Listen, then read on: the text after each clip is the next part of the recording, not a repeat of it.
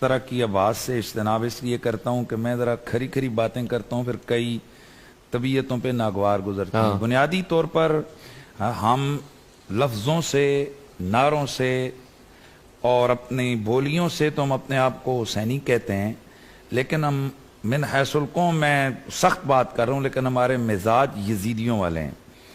उसकी वजह यह है कि हम वोट देने का वक्त आता है, ना हम शराफत देखते हैं, ना इल्म देखते हैं, ना दयानत देखते हैं, ना दीन देखते हैं, ना ईमान देखते हैं, ना उसकी सच्चाई देखते हैं।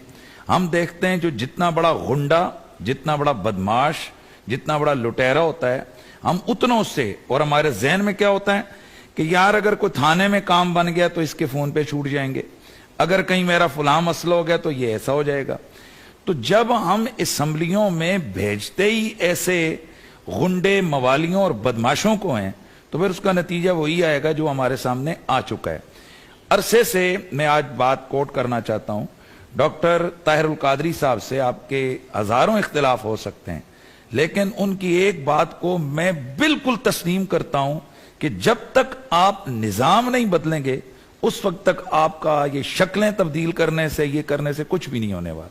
लिहाजा सबसे पहले हमारा ये जो इलेक्शन का, ये इलेक्ट होने का निजाम है, वो क्या है मुझे आप बताएं, फिर मुझे कहना है। मेरी सियासत से ताल्लुक नहीं है।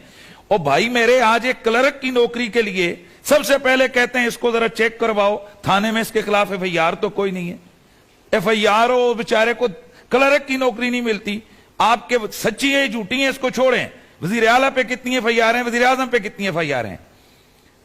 यार मतलब मैं तो, हमारी तबीयतों के अंदर इनकेबाज है। सच्ची बात यह कि इनकेबाज है, और इस कौम के नौजवानों की, सिर्फ मेरे अंदर ही नहीं है ये उनसर जाग रहा, ये उनसर आज इस पूरी कौम के बच्चे बच्चे के जहन में आ चुका है कि, और वो ये सारी ये न समझें जो ताकतवर लोग हैं कि जनाब ये पागल कौम है, इनको समझ नहीं आ रही है कि जो मर्जी आप करते जाएं, इनको ये जो मर्जी आप आंकें, इनको पता नहीं, सब पता है हमें।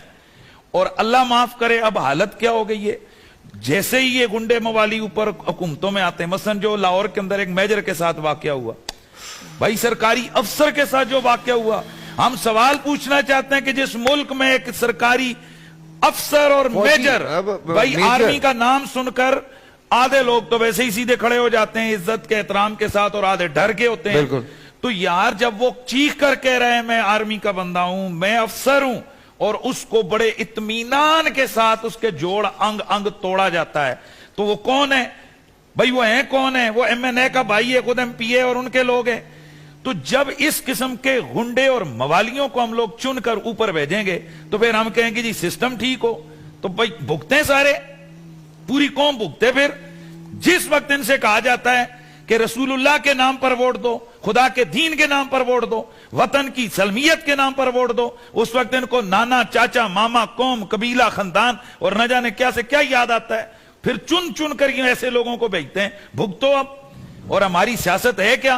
फलां आएगा 5 रुपए पेट्रोल सस्ता करेगा, फलां आएगा, वो चाहे कौम को बेच दो, कौम को गुलामी में धकेल दो, तुम इसी पे लगे हो जी फलाना पेट्रोल सस्ता करेगा।